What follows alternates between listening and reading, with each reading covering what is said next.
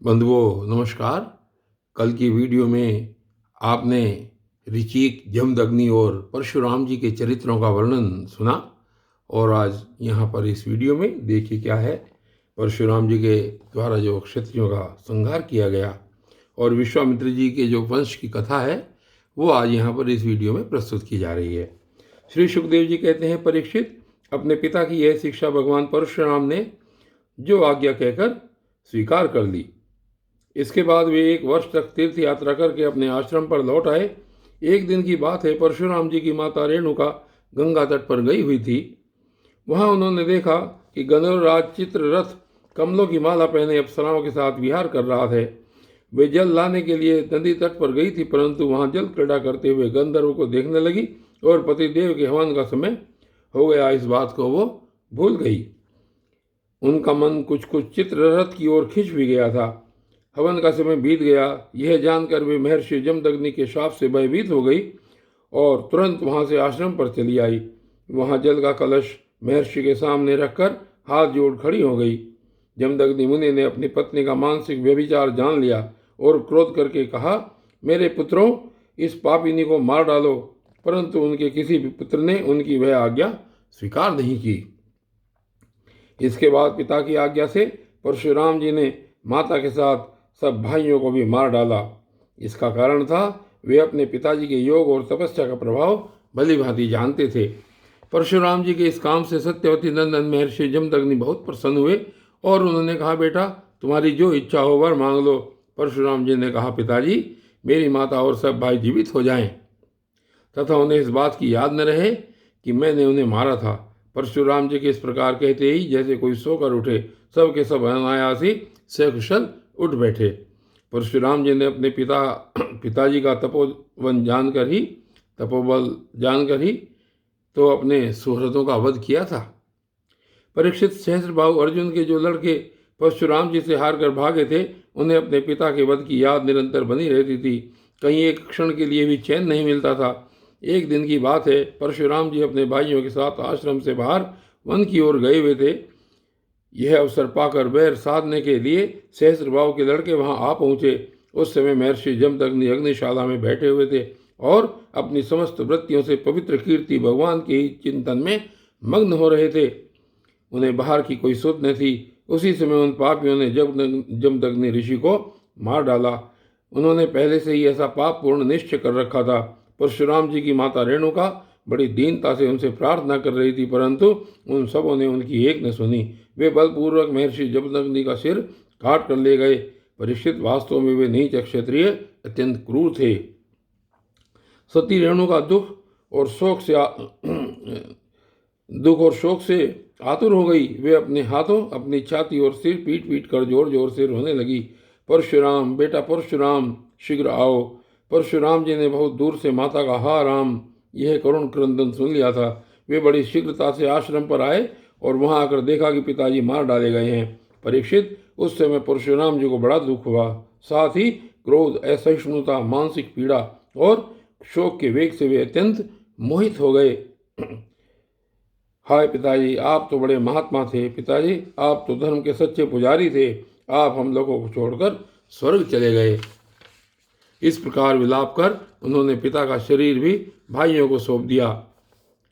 उन्होंने पिताजी का शरीर तो भाइयों को सौंप दिया और स्वयं हाथ में फरसा उठाकर अक्षत्रियों का संहार कर डालने का निश्चय किया। परीक्षित, परशुराम जी ने महिष्मती नगरी में जाकर सहस्त्रबाहु अर्जुन के पुत्रों के सिरों से नगर के बीचों बीच एक बड़ा भारी पर्वत खड़ा कर दिया। उस नगर की शोभा तो उन ब्रह्मघाती नीच क्षत्रिय का रानी नष्ट हो चुकी थी। उनके रक्त से एक बड़ी भयंकर नदी बह निकली, जिसे देखकर ब्राह्मण द्रोहियों का हृदय भय से कांप उठता था। भगवान ने देखा कि वर्तमान क्षत्रिय अत्याचारी हो गए हैं, इसलिए राजन, उन्होंने अपने पिता के वध को निमित्त बनाकर 21 बार पृथ्वी को क्षत्रियहीन कर दिया और कुरुक्षेत्र के समंत पंचक में ऐसे ऐसे 5 तालाब बना दिए जो रक्त के जल से भरे हुए थे। परशुराम जी ने अपने पिताजी का सिर लाकर उनके धड़ से जोड़ दिया और यज्ञों द्वारा सर्वदेव में आत्मस्वरूप भगवान का यजन किया। यज्ञ में उन्होंने पूर्व दिशा होता को, दक्षिण दिशा ब्रह्मा को, पश्चिम दिशा अदबैर्यु को और उत्तर दिशा सामगान करने वाले उद्गाता को दे दी। इस प्रकार अग्निकोश आदि विदिशाएं ऋत्विजों की दी, कश्यप जी को मध्य भूमि विधि, उपद्रष्टा को आर्यव्रत दिया तथा दूसरे सदस्यों को अन्यान्य दिशाएं प्रदान कर दी। इसके बाद यज्ञांत स्नान करके वे समस्त पापों से मुक्त हो गए और ब्रह्म नदी सरस्वती के तट पर मेघ रही सूर्य के समान शोभायमान हुए। महर्षि जमदग्नि को स्मृति रूप संकल्प में शरीर की प्राप्ति हो गई। परशुराम जी से सम्मानित होकर वे सप्त ऋषियों के मंडल में 7वें ऋषि हो गए। परीक्षित, कमल लोचन जमदग्नि नंदन भगवान परशुराम आगामी मनवंतर में सप्त ऋषियों के मंडल में रहकर वेदों का विस्तार करेंगे। वे आज भी किसी को किसी प्रकार का दंड न देते हुए शांत चित्त से महेंद्र पर्वत पर निवास करते हैं। वहां सिद्ध गंधर्व और चारण उनके चरित्र का मधुर स्वर से गान करते रहते हैं। सर्वशक्तिमान विश्वात्मा भगवान श्रीहरि ने इस प्रकार भृगुवंशियों में अवतार ग्रहण करके पृथ्वी के भारभूत राजाओं का बहुत बार वध किया। महाराज गादी के पुत्र हुए प्रज्वलित अग्नि के समान परम तेजस्वी विश्वामित्र जी, इन्होंने अपने तपोबल से क्षत्रियत्व का त्याग करके ब्रह्म तेज प्राप्त कर लिया। परीक्षित, विश्वामित्र जी के 100 पुत्र थे। उनके पिछले पुत्र का नाम था मधुच्छंदा, इसलिए सभी पुत्र मधुच्छंदा के ही नाम से विख्यात हुए। विश्वामित्र जी ने भृगुवंशी अजित गर्ग के पुत्र अपने भांजे शुनहशेप को, जिनका एक नाम देवरात भी था, पुत्र रूप में स्वीकार कर लिया और अपने पुत्रों से कहा कि तुम लोग इसे अपना बड़ा भाई मानो। यह वही प्रसिद्ध भृगुवंशी शुनहशेप था जो हरिश्चंद्र के यज्ञ में यज्ञ पशु के रूप में मोल लेकर लाया गया था। विश्वामित्र जी ने प्रजापति वरुण आदि देवताओं की स्तुति करके उसे पाश बंधन से छुड़ा लिया था। देवताओं के यज्ञ में यही शुनहशेप देवताओं द्वारा विश्वामित्र जी को दिया गया था, अतः देवई रात है। इस व्युत्पत्ति के अनुसार गादी वंश में यह तपस्वी देवरात के नाम से विख्यात हुआ।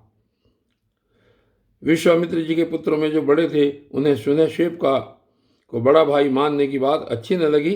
इस पर विश्वामित्र जी ने क्रोधित होकर उन्हें श्राप दे दिया कि दुष्टों, तुम सब म्लेच्छ हो जाओ।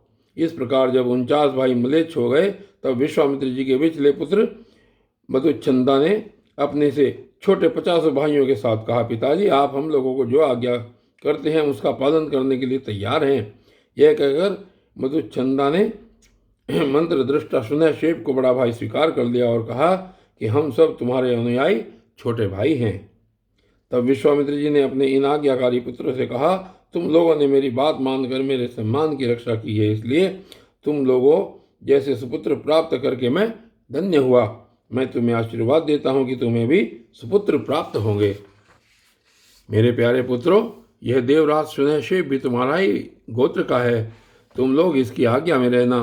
परीक्षित, विश्वामित्र जी के अष्टक, हारीन, जय और क्रतुमान आदि और भी पुत्र थे। इस प्रकार विश्वामित्र जी की संतानों में कौशिक गोत्र में कई भेद हो गए और देवरात को बड़ा भाई मानने के कारण उनका प्रवर ही दूसरा हो गया। और बंधुओं, आज की इस वीडियो में सिर्फ इतना ही, और इस श्रीमद् भागवत में आगे फिर दूसरी कथाएं सुनेंगे। तब तक के लिए धन्यवाद।